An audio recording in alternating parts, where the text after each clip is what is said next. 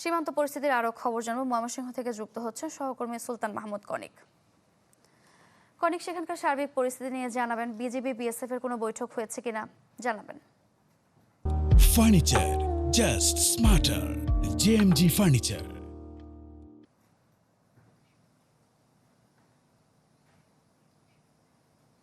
সারিকা, আমি এই মুহূর্তে অবস্থান করছি জামালপুরের বকশীগঞ্জ যে কামালপুর এলাকাটি রয়েছে সেই এলাকার একদম সীমান্তের কাছে এবং সৈন্যরেখার কাছে আমরা অবস্থান করছি। আমার পাশেই ঠিক এখানে ভারতের রাস্তা রয়েছে এবং পাশেই এখানে বিএসএফ এর একটি ক্যাম্পও রয়েছে এবং বেশ কিছু বিএসএফ এর সদস্যদেরকে আমরা দেখছি। যদিও সকাল থেকে প্রচুর বৃষ্টি হয়েছে, কিন্তু এই বৃষ্টির মাঝেও আমরা দেখেছি যে সীমান্তের যে অতন্দ্র প্রহরী হিসেবে যারা দায়িত্ব পালন করেন বাংলাদেশের তারা এই জামালপুরের এই এলাকা ছাড়াও পাশের কুড়িগ্রামের রৌমারী থেকে শুরু করে বেশ কয়েকটি জায়গায় গতকাল রাতেও বেশ কয়েকজন লোককে পুষিনের চেষ্টা করা হয়েছে। যদিও বিজিবির যে সতর্ক অবস্থান, সেই সতর্ক অবস্থানের কারণে কিন্তু সেটি সম্ভব হয়নি। আমরা বর্তমানে যে জায়গাটিতে আছি সেটি হচ্ছে কামালপুরের 1085 পিলারের কাছে। গতকাল যে ঘটনাটি ঘটেছিল এই টিমের সদস্যরাই কিন্তু ছিলেন সেই যে টিমের যে সদস্যরা যারা আছেন তারা গতকাল 1082 পিলারের কাছে ছিলেন এবং তখন কিছু ভারতীয় লোককে এই বাংলাদেশে পুষিনের চেষ্টা করা হয়, সেখানে বাধা হয়ে দাঁড়ায় এবং এক পর্যায়ে উত্তপ্ত বাক্য বিনিময় হয়, যে কারণে এক পর্যায়ে যে ভারতের যে 6 জন ছিল তারা কিন্তু পালিয়ে যায়।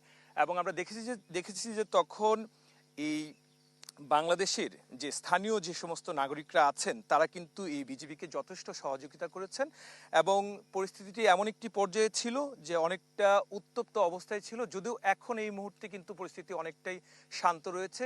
যারা আছেন বিজিবি সদস্যরা তারা দায়িত্ব পালন করছেন।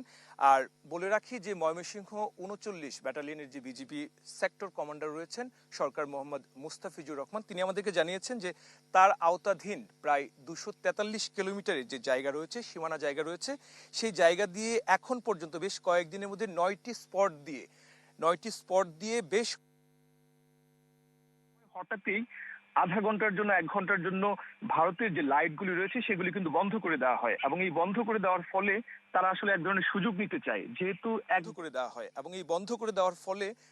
এক ধরনের সুযোগ নিতে চায়। যেহেতু একদম পাশেই রাস্তা রয়েছে, অর্থাৎ গেট খুলেই যে কোনো সময় তারা কিন্তু এই যে যাদেরকে পুশিন করতে চাচ্ছে অবৈধভাবে সেই সমস্ত লোককে তারা কিন্তু ভেতরে প্রবেশ করানোর জন্য এই সুযোগটি কাজে লাগাতে চায়।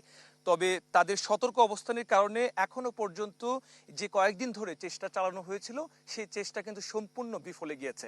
তারা সতর্ক অবস্থানে আছেন এবং বলছেন যে যে কোনো মূল্যে তারা দেশের স্বার্থে এবং এই সীমান্ত রক্ষায় তারা তাদের যে দায়িত্ব সেই দায়িত্ব তারা পালন করে যাচ্ছেন।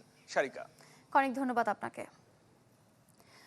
জামালপুরে পুষিন চেষ্টায় বাধা দিলে বিজিবি বিএসএফের মধ্যে বাগবিতণ্ডা হয়, সেই খবরই আমরা জানছিলাম।